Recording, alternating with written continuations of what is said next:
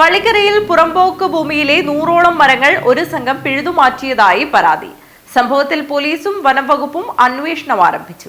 പള്ളിക്കര പഞ്ചായത്തിലെ പെരിയാട്ടടുക്കം പള്ളാരത്ത് പൊതുമരാമത്ത് റോഡിനോട് ചേർന്നുള്ള സർക്കാർ പുറമ്പോക്ക് ഭൂമിയിലെ 100ഓളം മരങ്ങൾ മണ്ണുമാന്തി യന്ത്രം ഉപയോഗിച്ച് രാത്രിയുടെ മറവിൽ പിഴുതുമാറ്റിയതായി പരാതി.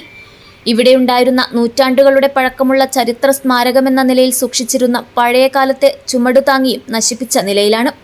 കഴിഞ്ഞ ദിവസം പുലർച്ചെയാണ് മരങ്ങൾ നശിപ്പിച്ചതെന്നാണ് പ്രദേശവാസികൾ പറയുന്നത്.